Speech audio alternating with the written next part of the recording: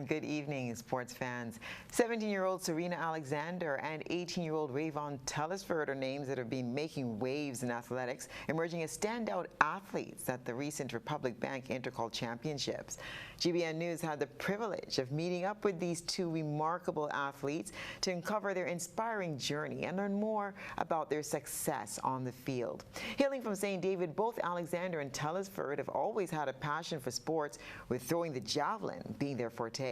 Their dedication and determination were evident as they competed in the prestigious Intercol Championships, representing their schools with pride. In an exclusive interview with GBN News, Alexander and Telesford shared their journey. Working with my coach, it's very hardworking. You know, he does always try to make us give it to all, and feel like going to Intercol feels okay, relaxed. Well, I executed. So yes, going to Intercol, I was very prepared, and I was comfortable, and my performance, well, I feel that I could have thrown more, but satisfied. Well, not fully satisfied, but okay with the distance, and feel that I could throw furthermore.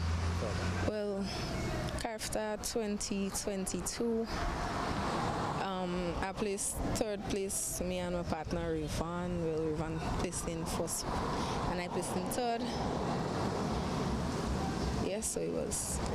My expectation is to go out there, give it my best shot, throw over 50, well, at least 50 or over 50 meters. If not, get a medal. Yeah. Inspired by two-time champion Anderson Peters, Telesford aspires to succeed with the guidance of Coach Paul Phillip. Well, first of all, I was a runner first, and then at Form 4, I started to throw javelin. Yeah, that was in 2021. Yeah, and I learned so much thing with me training with the world champion Anderson Peters and with Coach Paul's help. Yeah, and for the past time being there, yeah, I learned a lot, just to be humble and execute everything that I learned in training, you know. Training with the world champion just put me at a different level to everyone else. Me just watching him throw and watching how his javelin going and watching how fight going just inspires me to throw like him and sometimes even better. My expectations for character is to be on the podium and to get a PB at character this year. As Serena and Rayvon continue to pursue their passion for javelin, they remain focused on their goals and aspirations. With their sights set on future competitions and endeavors, they're determined to reach even greater heights in their athletics career.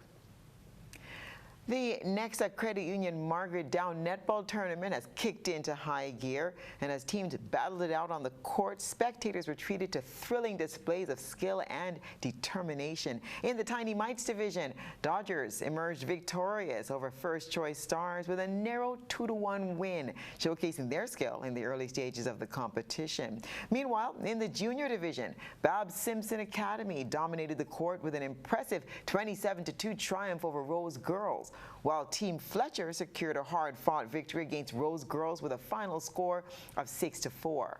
In the senior division, we saw Unlaced Ballers assert their dominance, overpowering Sprang's Jet Stars with a commanding 44-11 win. In a nail-biting encounter on Saturday, Unlaced Ballers emerged victorious against Net Stars in a closely contested match, clinching victory with a final score of 23-21.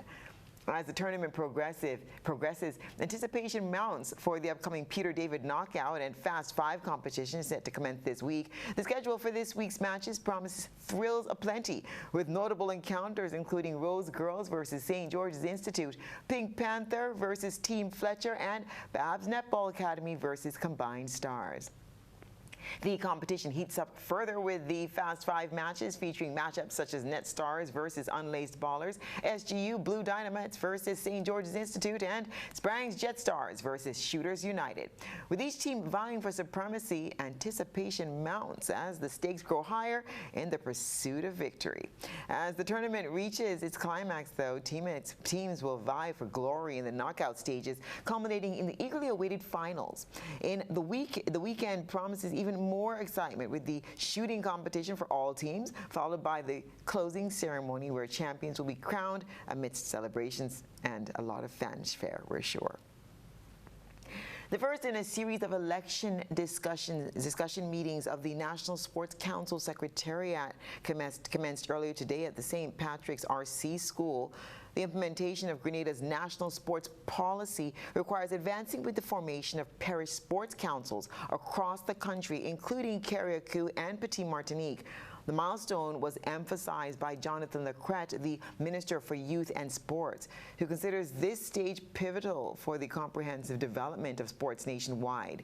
The National Sports Council, or NSC Secretariat, is spearheading discussions regarding the nomination and election procedures for officers at the parish level. According to the guidelines, each structured sporting discipline within the parish must be represented on the council.